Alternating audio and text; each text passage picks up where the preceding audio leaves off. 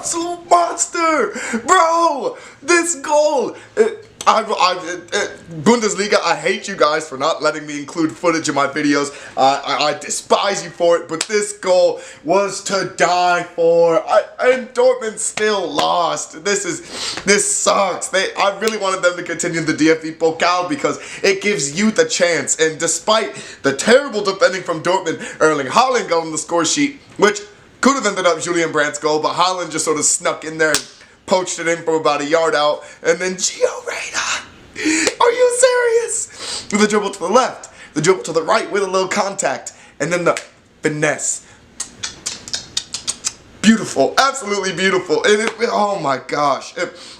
I just want to say huge shout out to Lucien Favre for once again continuing to give you the chance. I know he sort of still kept the same lineups that he's had. Marco Reus started as striker, Thorgan Hazard and Jadon Sancho started up front, and then it was sort of a mix of the midfield. Once again, it's the same Axel Witsel, Julian Brandt relationship in the midfield, which I think works, but I think Julian Brandt needs to go forward a bit more, so I'm hoping Lucien Favre can get rid of the 3-4-3, change it to like a 3-4-1-2 that uses the best of Jadon Sancho, uses the best of Julian Brandt, maybe a little less of Thorgan Hazard, and give Erling Haaland a freaking start. Give that man a start. He has another goal for Dortmund.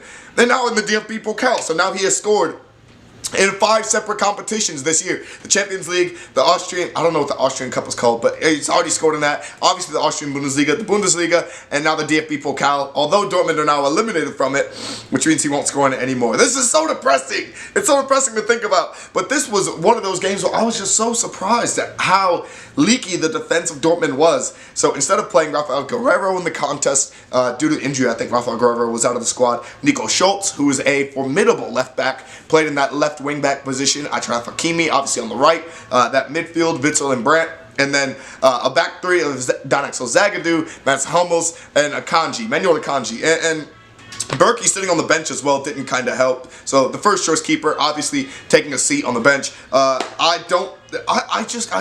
Axel Zagadou is just, he likes to make weird challenges, and Hummels isn't as quick as he is anymore, so he can't make that cover. He can't cover large distances, and it could show in this game. I mean, the defense just wasn't there. Axel Witsel also can't cover a ton of ground, and so I think it worked out to the best for Dortmund when they brought in Emre Can, because I think he provided a bit more coverage, at least depth in midfield, but it was kind of already too late. But bringing in Erling Haaland for Thorgan Hazard, which is the substitution that seemingly has been working really well for them. Bringing him in for Thorgan Hazard. Bringing in GIO REYNA again. USA is out here finally. I mean, we've seen the emergence of Pulisic at Dortmund. We're now seeing the emergence of GIO REYNA at Dortmund. Weston McKennie, Tyler Adams is finally back in the RB Leipzig squad. It's something that it's so exciting as a US, as an American, as a US supporter of the US men's national team to see players that are thriving in Europe from the Americas. Now, if we could just get a couple defenders in there as well, that would be fantastic. But actually, no, saying that, Anthony Robinson almost ended up at AC Milan. I don't know how that was going to happen. I understand why it fell through, but I mean, it just goes to show that bit by bit by bit, the US are starting to slowly inch their way forward with a ton of great youth products. GIO REYNA looked so good in the ending half of this game. He almost got the equalizer as well late on. So, I mean, it was just so...